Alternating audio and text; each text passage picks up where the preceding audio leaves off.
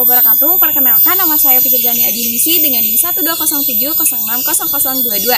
Di sini saya sedang mengidentifikasi hama yang menyerang pada tanaman padi di kecamatan saya, yaitu Kecamatan Jatiningrat. Nah, apa aja sih hama yang menyerang pada tanaman padi? Tentunya hama yang menyerang pada tanaman padi itu banyak ya. Salah satunya adalah, atau salah duanya adalah yang dipegang oleh saya, yaitu ada walang sangit dan belalang. Nah, yang pertama dulu ya, walang sangit. Walang sangit itu apa? Walang sangit itu seperti yang saya bilang barusan, merupakan salah satu hama yang menyerang pada tanaman padi yang akan menyebabkan kegagalan pada budidaya tanaman padi. Lalu bagaimana gejala serangan hama walang sangit itu? Nah, gejala serangannya itu biasanya hama walang sangit ini menyerap cairan bulir padi pada ketika padi itu sedang mengisi gitu. Ketika padi pada tahap pemasakan. Kemudian apa yang disebabkannya? Apa akibatnya? Akibatnya padi tersebut akan menjadi hampa atau bulirnya tidak sempurna. Kemudian siklus dari walang sangit ini berapa hari? Siklus dari walang sangit ini adalah kurang lebih dari 46 hari.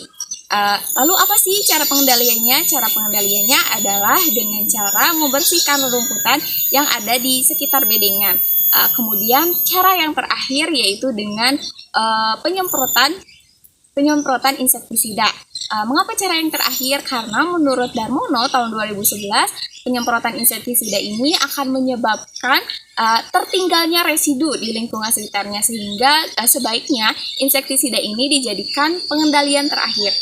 Kemudian apa sih musuh alami dari hama walang sangit ini? Musuh alami dari hama walang sangit ini adalah Bulfuria sp. Selanjutnya, belalang. Belalang ini juga merupakan salah satu hama yang menyerang pada tanaman padi. Nah, belalang ini yaitu memakan daun ketika padi itu berumur sekitar 2 minggu sampai 1 bulan. Ada juga belalang yang menyerang tanaman padi itu ketika umur 2 bulan, ketika fase di mana padi ini sedang berisi, sedang berbuah. Nah, lalu kapan sih belalang ini menyerang tanaman padinya? Intensitasnya itu kapan? Nah, belalang ini menyerang tanaman padi biasanya ketika musim penghujan. Kalau misalkan hujan terjadi siang, belalang itu tidak melakukan aktivitasnya. Nah, objek dari belalang ini tentunya adalah daun ya. Jadi tanaman padi yang diserang oleh belalang, maka daun-daunnya akan menjadi bolong. Jika sudah terserang oleh belalang, maka tanaman padi akan tumbuh secara tidak normal atau tidak baik, dan akan menyebabkan untuk intensitas serangan yang berat, akan menyebabkan tanaman padi menjadi gagal panen. Terus apa sih cara pengendaliannya? Cara pengendaliannya bisa dengan sanitasi gulma, kemudian bisa dengan melakukan pengolahan tanahnya dengan cara pembajakan, dan yang terakhir adalah dengan cara insektisida.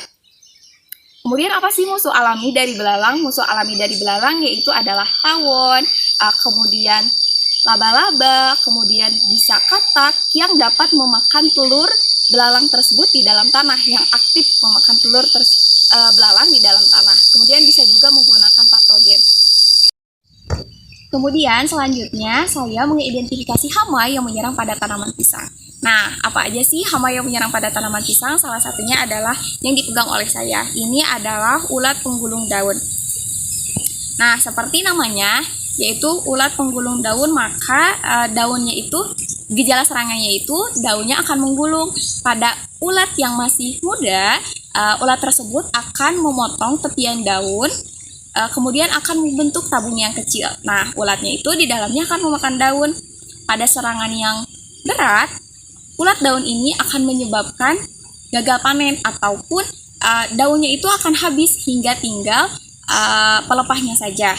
Kemudian bagaimana sih cara pengendaliannya? Cara pengendaliannya bisa dengan cara mekanik, seperti yang saya lakukan ini, yaitu dengan cara mengambil gulungan dan memusnahkan ulat yang ada di dalamnya. Kemudian yang kedua bisa dengan cara menggunakan cara biologi. Bagaimana cara biologi itu? Yaitu dengan menggunakan predator alami seperti menggunakan kutilang dan lainnya. Mungkin sekian yang dapat saya sampaikan, kurang lebihnya saya mohon maaf. Terima kasih. Wassalamualaikum warahmatullahi wabarakatuh.